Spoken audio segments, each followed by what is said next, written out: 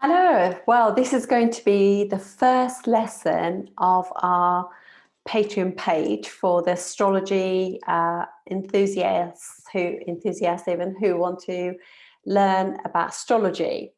I have got quite a lot. If you haven't watched them, I have lots of videos on YouTube. I will slowly start to upload them onto this platform.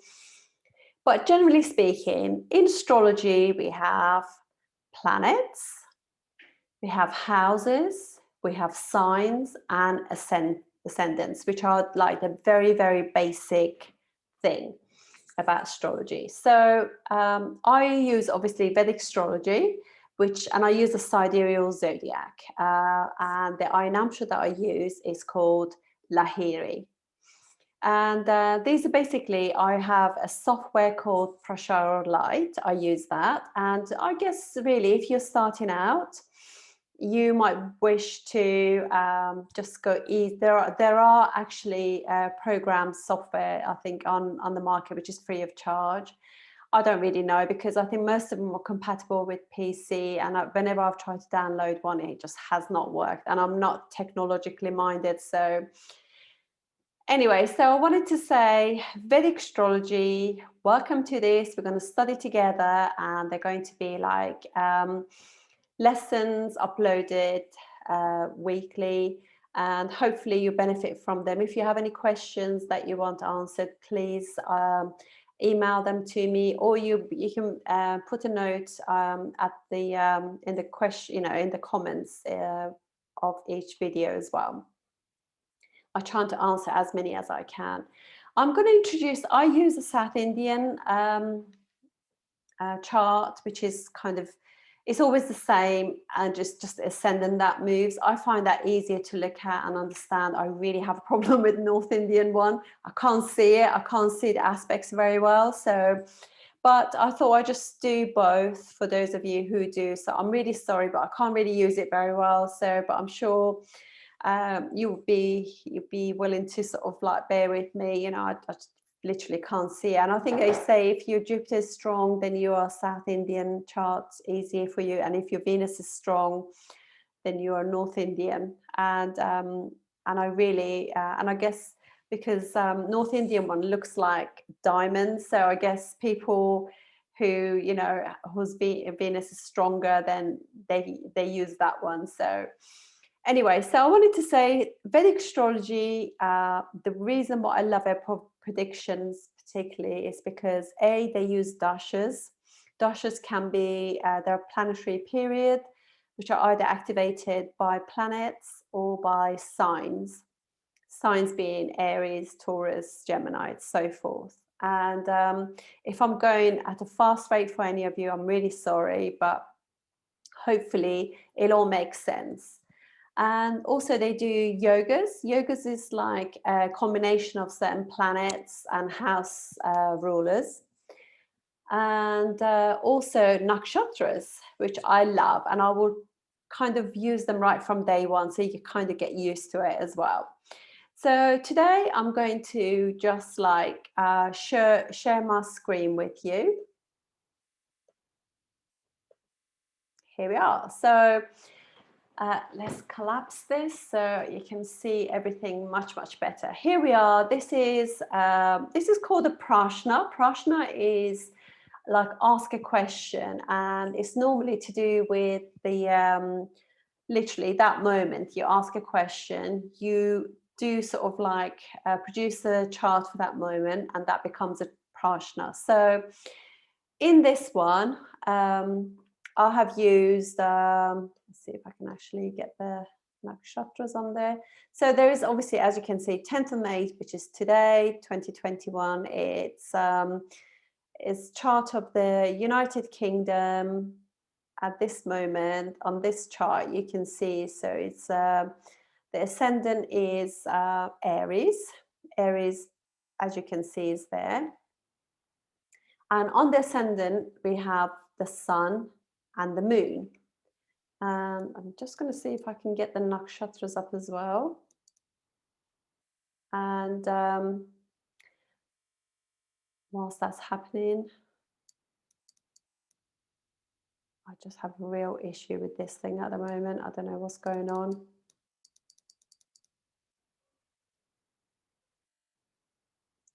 Anyway, in the second house, you'll see Taurus. It's saying T-A-U at the top. And there's Taurus. We have Venus, Mercury, and also we have Rahu, the north node of the moon. Okay, I can't do that at the moment. We do it on another chart. So moon is, this is Aries. So you, when they talk about natural natural kind of like zodiac, it's always, they always mean Aries. Aries is the natural first house, first sign of the zodiac. So the natural zodiac will always be Aries ascendant. So here we have Aries is ruled by Mars, this. And Mars has gone 3 houses away in Gemini. So this person will be very much to do with communication and learning. Oh my goodness, and look at us. That's exactly what we're doing. And so the first house is Aries, ruled by Mars. Second house is Taurus, ruled by Venus. So this is a very strong Venus because it's the ruler of second house, which is in the second house. Third house is Gemini. Ruler of the Gemini has gone 12 houses because it's a house behind. So Mercury is in Taurus with Venus, the ruler, and Rahu. And then fourth house is Cancer, ruled by the moon. Fifth house is Leo, ruled by the sun. And both fourth and fifth house rulers, they've both gone into the first house. Then we got the sixth house, Virgo, ruled by Mercury, which has gone into the second house. Seventh house is Libra, ruled by Venus, which is in the second house. Eighth house ruler, now Scorpio is one of those signs that's got 2 rulers, but predominantly is ruled by Mars, and Mars is in the third house, but it's also ruled by Ketu, south node of the moon, which is actually sitting there. So it's a very strong sign for Ketu. So you can see here, Ketu is actually, it says exalted. Ninth house is Sagittarius, ruled by Jupiter, and Jupiter is there in Aquarius. And then we have 10th house ruler, Saturn is in the 10th house. 11th house rulers, which is Saturn again, is in the 10th house, but it's this Aquarius is also ruled by Rahu, and Rahu you can see is in the second house. And the 12th house ruler is Jupiter, which is in the 11th house. So this is naturally what's going on. So as I go along, very, very simply, I'm going to actually just talk about this chart. So this chart is, if this was for a person, so I would say this person is extremely intelligent because Sun is the ruler of the 5th house of intelligence, romance, children. Good is 5th house, one of the trine houses, and it's also called Purva Punya, which means that the good luck from previous life. So it's 5th house ruler in the 1st house. Anytime, I'm talking about yogas now. I'm always going to share Raja yogas and Dana yogas with you. It's just they're very, very much used in astrology. So first house is a trine house. So 1st, 5th, and the 9th house, these are trine houses. They're very, very lucky and very auspicious houses. So when the rule, and but also first house is also an angular house as well. So 1st, 4th, 7th, and 10th houses, they're angular houses. Anytime you have a combination of an angular and the trine house, it creates a Raja Yoga. And in this 1st house already, we have the planet, that sun that rules Leo, the 5th house, has gone into the 1st house. So that is 1st house, angular house, 5th lord in there. So it makes it Raja Yoga. Also, Moon, which is the ruler of this angle house, Cancer, has also gone into the first house.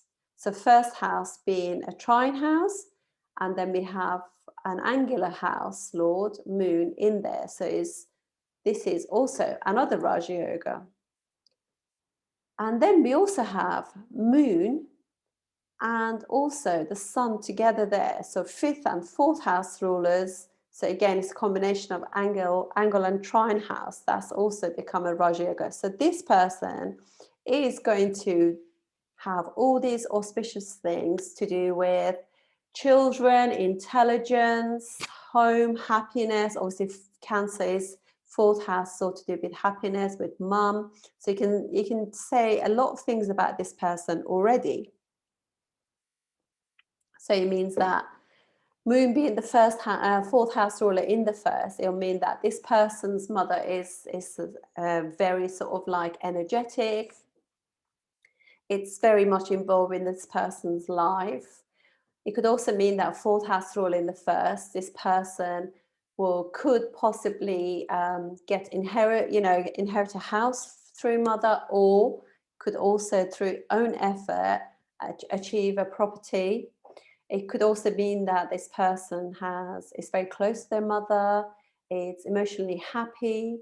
Also, because fifth house rule is there as well, it could be that the mother is very intelligent, they are very intelligent, or the children could be very intelligent as well. And also because Sun is also rules, is a karaka or a significator for father, so the father could be very intelligent. So it could just mean that this person is very close to mum and dad. You have to also see that the moon is quite dark in this.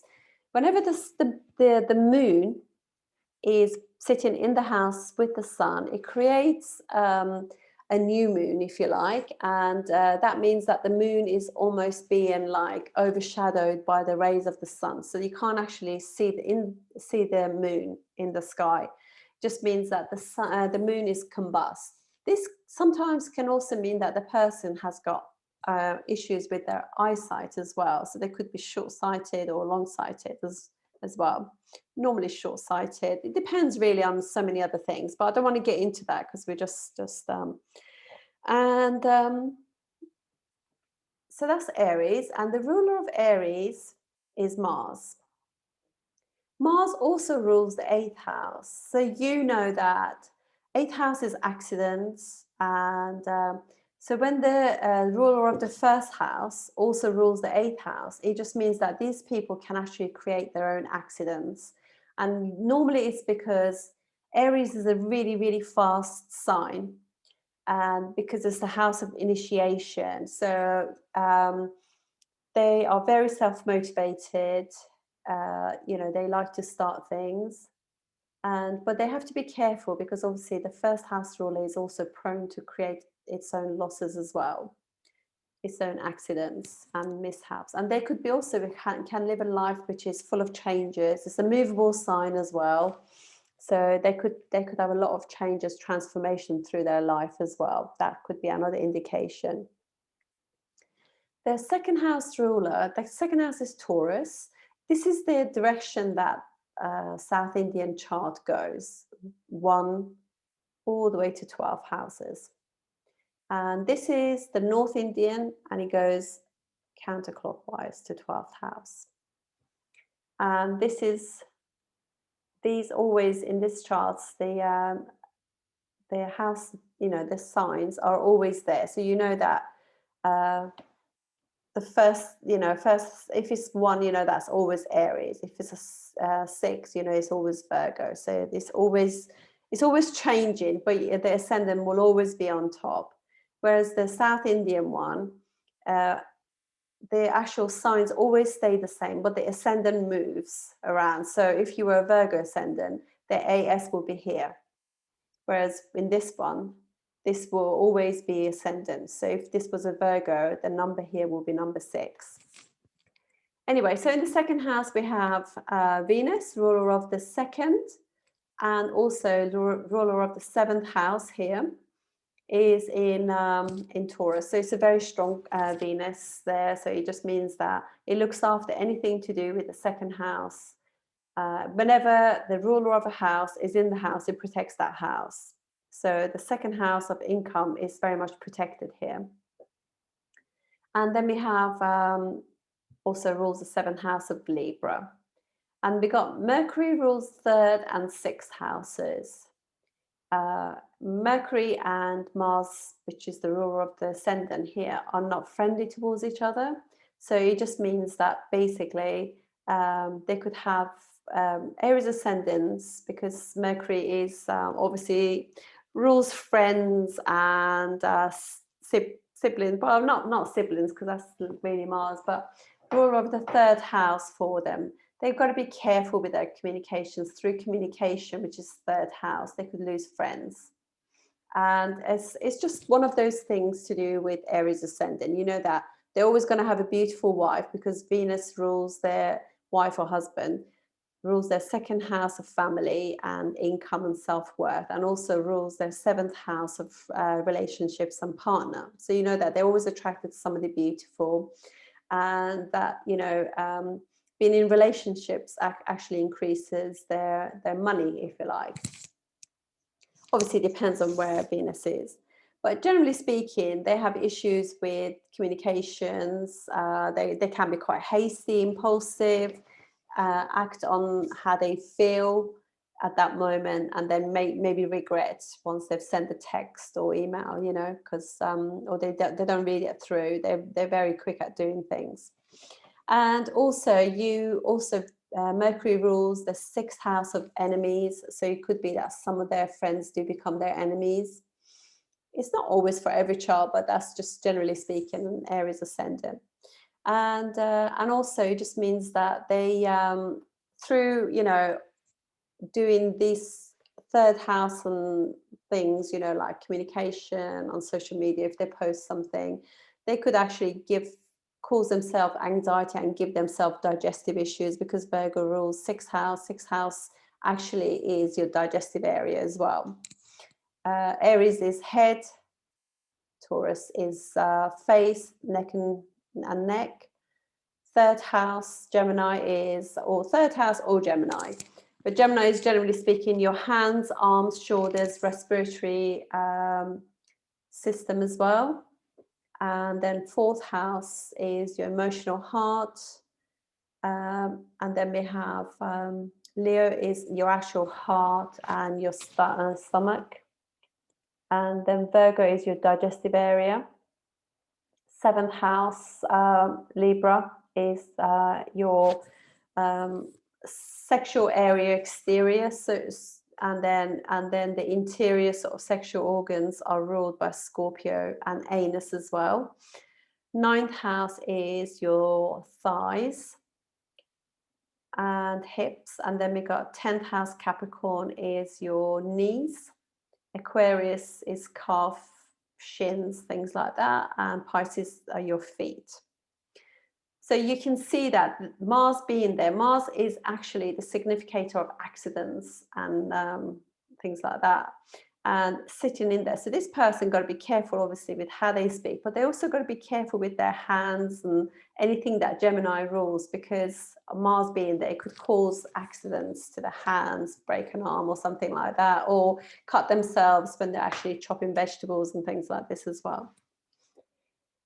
And then obviously fourth house is happiness. Fourth house or Cancer, they're always happiness.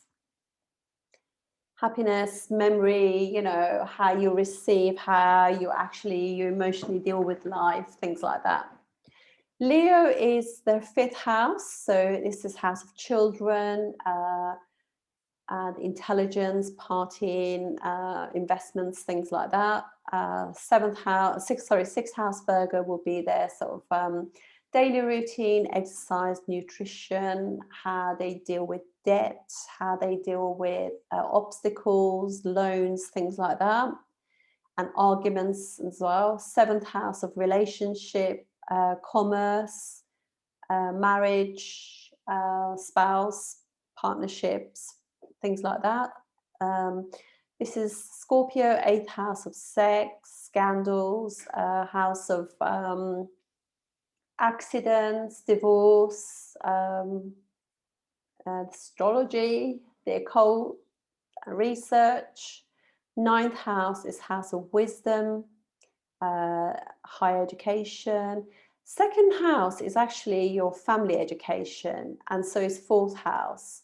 Fifth house is education as well, but this is ninth house, actually higher education, because it's 5 houses from, so Leo is education, 1, 2, 3, 4, 5, because you always count the house as well. So ninth house will be higher education.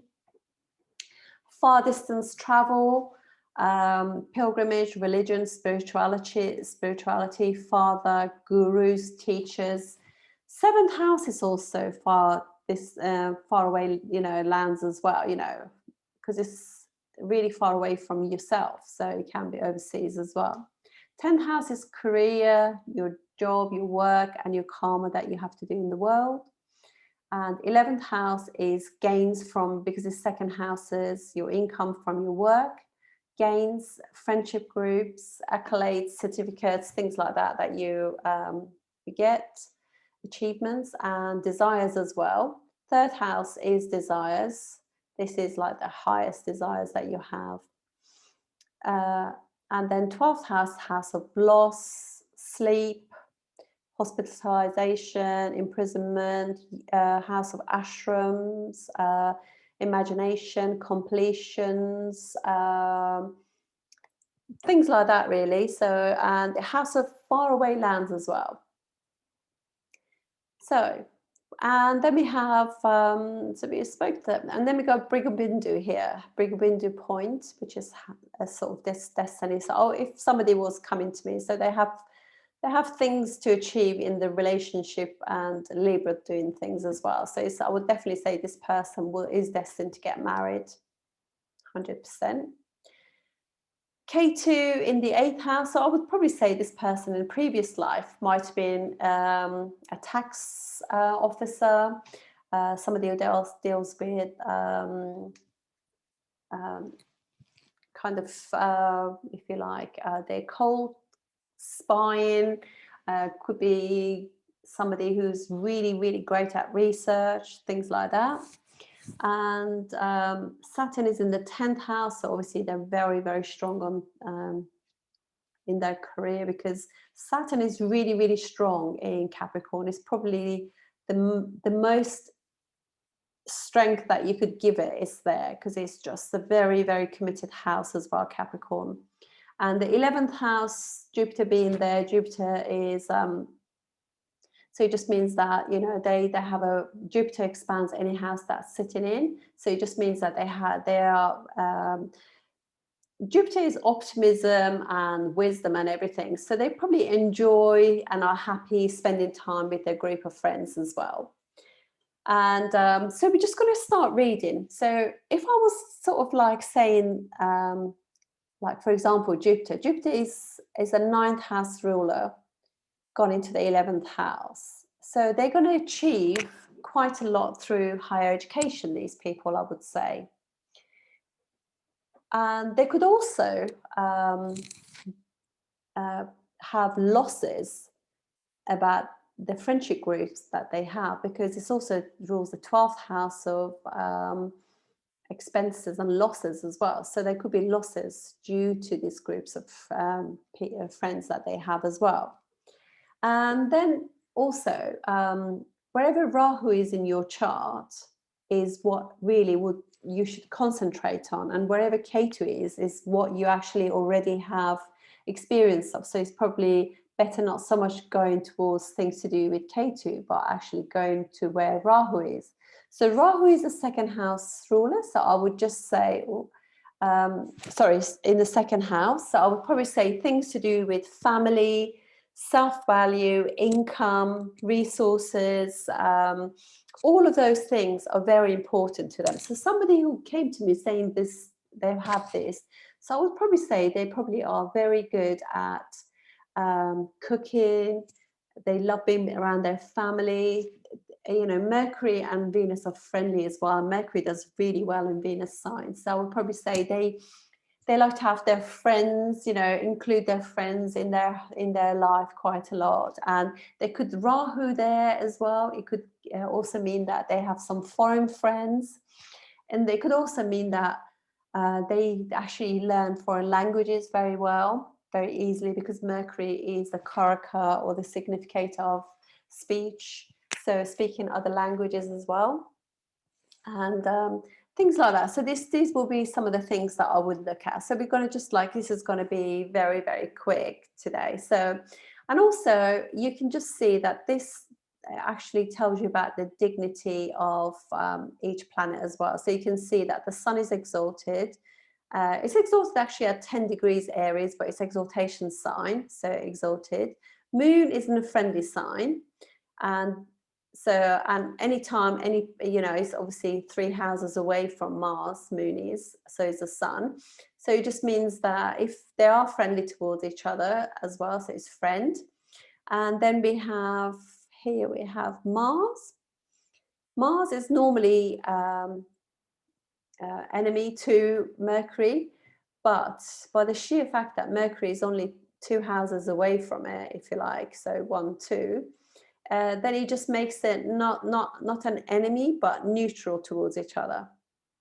Because if they are ever sort of like up to 4 houses away, then they actually it kind of reduces the severity of their hymnical sort of like connection, if you like. And then we have Mercury is sitting with Venus, although it's a friend, but because they're sitting conjunct with each other, it's actually neutral to Venus. It's not friendly as such anymore. And then Jupiter is in a friend sign, because Saturn and Jupiter are not friends. They're just neutral towards each other, but because they're sitting so close to each other, just 2 houses away, that makes it friendly towards each other. If Jupiter was sitting with Saturn, then it would be neutral. And then we have Venus is own house, Rahu own house. Rahu also is, Rahu is actually exalted in Taurus, they say, so that's good. And then Saturn is sitting in own house, Capricorn. So this is the dignity of them. And this is all the degrees and the sign they're in, and this is the nakshatras that they're in as well. So we come to all of these later on, the padas and stuff like that. And then this is the Gemini Caracas. So the sun holds the highest degrees, 25 degrees, 34. Remember that we don't use the degrees of the nodes in Gemini astrology. So this person is very, very solar, sun being their Atmakarka. The Amatakarka is Saturn. So they will be doing jobs to do with sun and Saturn. So they could be a leader really, or a manager, or they could actually work for themselves, sun being so strong. And the BK is Mars, so that's this indicator of father and siblings as well, is Mars, so you will look for Mars for that.